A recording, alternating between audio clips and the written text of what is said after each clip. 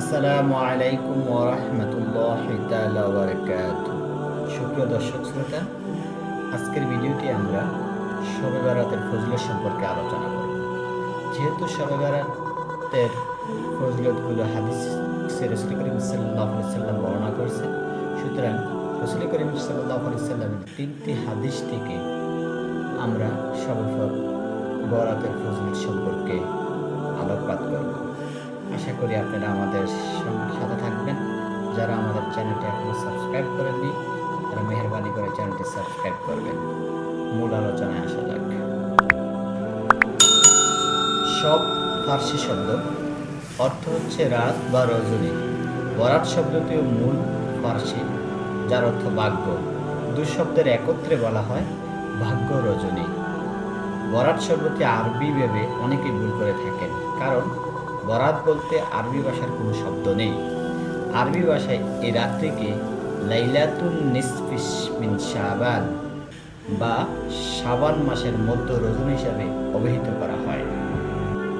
আম্মাজান হযরত আয়েশা রাদিয়াল্লাহু তাআলা আনহা বলেন, এক রাতে আমি রাসূল করিম সাল্লাল্লাহু আলাইহি সাল্লামকে খুঁজে না পেয়ে তাকে খুঁজতে বের হলাম। আমি তাকে জান্নাতুল বাকি গোরস্থানে দেখতে পেলাম।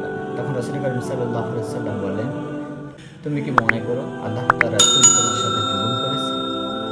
আমি বললাম, হে আল্লাহ রাসূল, আমি ধারণা করেছিলাম যে আপনি আপনার অপর কোন স্ত্রীর কাছে চলে গিয়েছিলেন।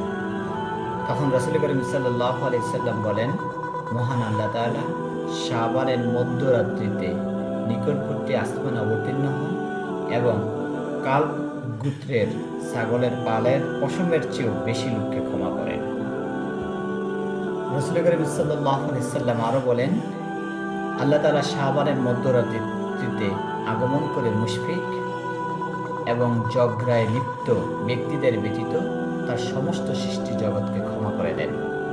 তিনি আরো বলেন, যখন শাবানের মধ্যরাতে আসবে তখন তোমরা সে রাতে কিয়াম করবে তথা রাতভর নামাজ পড়বে আর সেদিনে রোজা রাখবে, কেননা সেদিন সূর্যাস্তের সাথে সাথে আল্লাহ তাআলা দুনিয়ার আকাশে অবতরণ করেন এবং বলেন, ক্ষমা চাওয়ার কেউ কি আছে যাকে আমি ক্ষমা করব?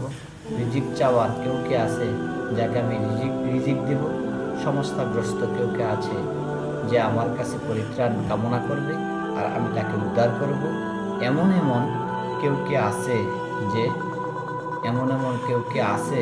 যে যার কি কি সমস্যা আছে আমি সমাধান করব? ফজর পর্যন্ত এভাবে তিনি বলতেই থাকেন। সুপ্রিয় দর্শক শ্রোতা, পবিত্র কোরআনুল কারিমে এই রাত সম্পর্কে সরাসরি কোনো উদ্ধৃত না থাকলেও আমরা রাসূল করিম সাল্লাল্লাহু আলাইহি সাল্লামের অসংখ্য হাদিস থেকে এর মর্যাদা সম্পর্কে অবগত হয়েছি। আমরা জানতে পারছি এর ফজিলত সম্পর্কে। মহান আল্লাহ তাআলা রাব্বুল আলামিন আমাদেরকে শাবানের মধ্যে রজনীর সমস্ত ফজিলত অর্জন করার তৌফিক দান করুন। আমিন। আসসালামু আলাইকুম ওয়া রাহমাতুল্লাহি তাআলা ওয়া বারাকাতুহু।